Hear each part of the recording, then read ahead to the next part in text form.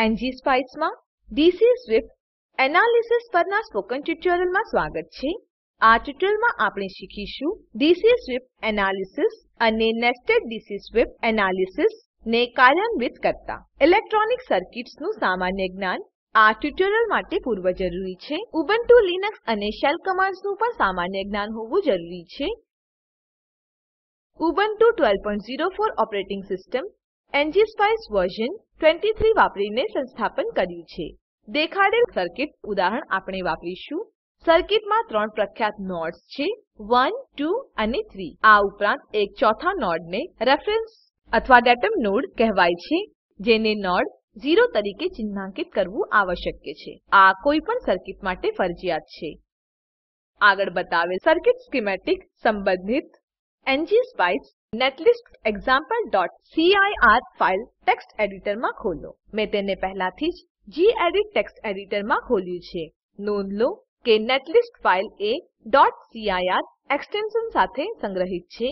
આપણે બધા કોમ્પોનન્ટ્સ જેમ કે વોલ્ટેજ સોર્સ, રેઝિસ્ટર અને નોડ્સને એકત્ર જોડવાની માહિતી જોશું.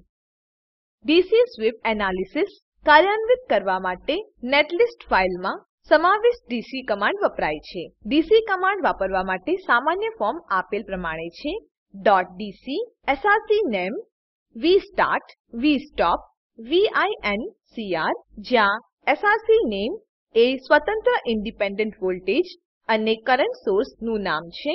vstart vstop અને vincr આ અનુક્રમે શરૂઆત, અંત અને વત્તા વેલ્યુનો સોર્સ માટે છે.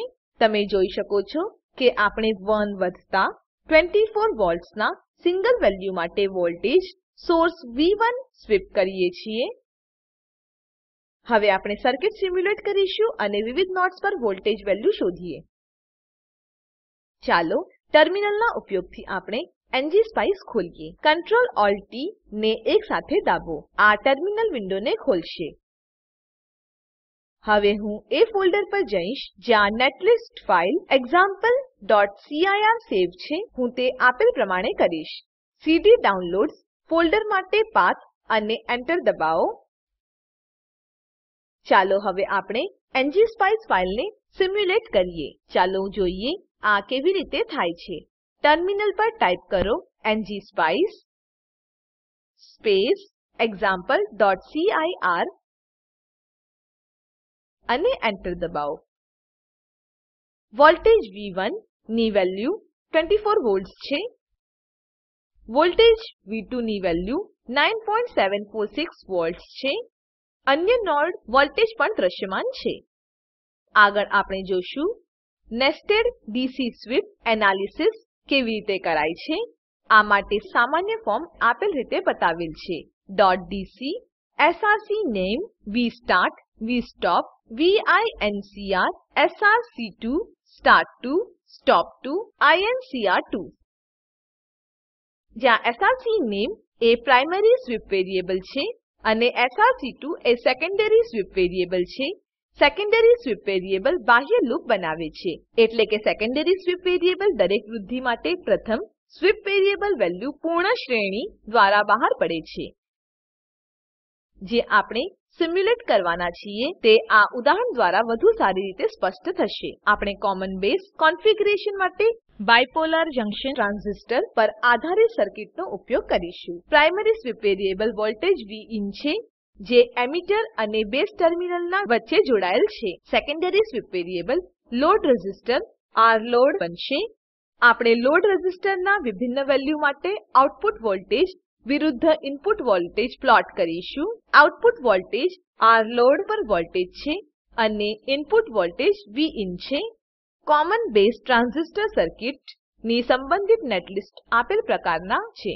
NPN સર્કિટમાં ટ્રાન્ઝિસ્ટર મોડ 1 ના માટે ઉપયોગ કરેલ મૂળભૂત મોડેલ છે. જેમ કે તમે જોઈ શકો છો, Vin 0.02 વોલ્ટ્સની સ્ટેપ વૃદ્ધિના સાથે 0.2 વોલ્ટ્સ થી 2 સુધી જાય છે. Rload 2 કિલો ઓહ્મ્સની સ્ટેપ વૃદ્ધિના સાથે 5 કિલો ઓહ્મ્સ થી 10 કિલો ઓહ્મ્સ સુધી જાય છે. Rload ના વિવિધ વેલ્યુ માટે Vin 0.2 થી 2 પૂર્ણ શ્રેણી દ્વારા સ્વીપ કરાય છે. દરેક સ્થિતિમાં આઉટપુટ વોલ્ટેજ વિરુદ્ધ ઇનપુટ વોલ્ટેજના ગ્રાફને પ્લોટ કરેલ છે. નોડ્સ 3 અને 4 ના વોલ્ટેજ ડ્રોપને પ્લોટ કરે છે, જે R લોડ પર વોલ્ટેજ છે. હવે આપણે આ સર્કિટને સિમ્યુલેટ કરીશું અને પરિણામ જોશું. ટર્મિનલ પર ટાઈપ કરો સોર્સ સ્પેસ એક્ઝામ્પલ nested.cir અને એન્ટર દબાવો. આ સિમ્યુલેશનને રન કરશે. Source command ngSpice simulate environment માંથી નેટલિસ્ટ ને સિમ્યુલેટ કરવામાં ઉપયોગી છે, કેમ કે તમે લોડ રેઝિસ્ટર ના વિવિધ વેલ્યુઓ ના લીધે પ્લોટ કરેલ આઉટપુટ વોલ્ટેજ વિરુદ્ધ ઇનપુટ વોલ્ટેજ ગ્રાફ જોઈ શકો છો. ngSpice સિમ્યુલેટર ની બહાર નીકળવા માટે ટાઈપ કરો ક્વિટ અને એન્ટર દબાવો. આ આપણને આ ટ્યુટોરીયલના અંતમાં લઈ જશે. આ ટ્યુટોરીયલમાં આપણે શીખ્યા આપેલ સર્કિટના ડીસી સ્વીપ એનાલિસિસ કાર્યાન્વિત કરતા, આપેલ સર્કિટના નેસ્ટેડ ડીસી સ્વીપ એનાલિસિસ કાર્યાન્વિત કરતા. આપેલ લિંક પર ઉપલબ્ધ વિડીયો નિહાળો. તે સ્પોકન ટ્યુટોરીયલ પ્રોજેક્ટનો સારાંશ આપે છે. જો તમારી પાસે સારી બેન્ડવિડ્થ ન હોય તો તમે વિડીયો ડાઉનલોડ કરી જોઈ શકો છો.